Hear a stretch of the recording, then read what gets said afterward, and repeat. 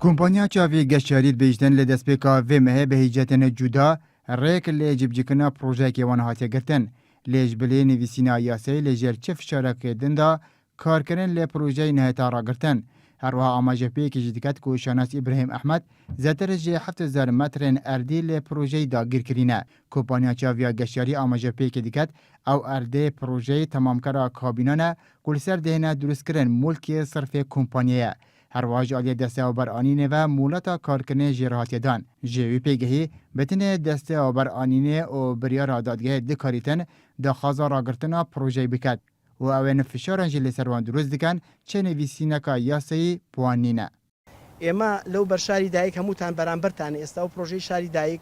بابلین که کراو للاین شاناز ابراهیم احمد کاکاو است ایشی تیاکره و بتمان تواوی کن اما حو 1500 متر مان كوتو سنوري انا ببي ام خريته وببي ام ملكيك رقماني كلامنا او شوينيك صوص كراوا لقل شاري دايك حو 1500 متر ايمي بردوا داجيريان كردوا نكزه چيت سري نتجاوزات چيت سري نشاروانيه چيت سري تيجي عليه بي بسعر شي رمزي بيمان بفروشن سعر رمزي امرو قطعي شي بارتشيك متر لسر ام شصتيا $2000 واتي ما قال 1500 ارزا متر دو جايه دزبرداري بين باي 15 مليون دولار تنها بياسا اما همو كومبانيا كمان ملكتش ياسايا تيجي للدروي ياسا لكز ناترسين وحسابي زبوكز ناكي تيجي اما كاري سرك هنا وما نيجرينا دواو شو كيما وعدك يا وما وبر هنا نقل بيما عم بلي بوستنا وستين قراري شي محكمة بيدا وستين بسرچاو ناتواني اما تا يكالا بيتو بلام تا امرو اما هیچ تيشي رسمي من بدز نگشتوا وناشتوانين بوستين شو كيما ميزانيه من بو تخصيص كردو اما تابوي من هي اما انواع اجراءات من بو كردو اما ناتوانين بوستين ايشي خو من هل بردوام بي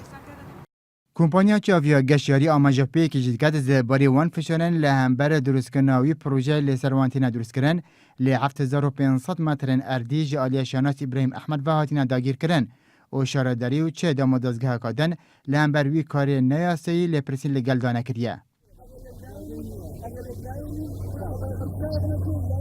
سفارت به نویسینه که سروکی شاراداری سلیمانی جی که تهمادار باز بوده دا خازارا گرتنا پروژه کربو هر وها آماجه پی که کربو پروژه کارتکنه لسر سروش چای گویجه و جاده سرکی و ویسنوری دکت کمپانیا چاویا گشتارید بیشتن لگوری بریاره حکومت هرمه هر اردک لدسته و برآینه مولاتا کارکنه جراحا بیتدان پتیوی به مولاتا شاراداری نینه و بوه نینه دا خازارا گرتنا پروژه بکت هر لسر پروژه تمام کرده کابینا چاویلاند بریان هاجی کمپانیا چاویا گشتیاری راگهم بو لدست پیکا و مه هزکا چکدار یا سکرتاریات یا یکتی بناوه هرو ابراهیم احمد چونه سر پروژه و دست گرتینه به سر چند آمیرن آواهی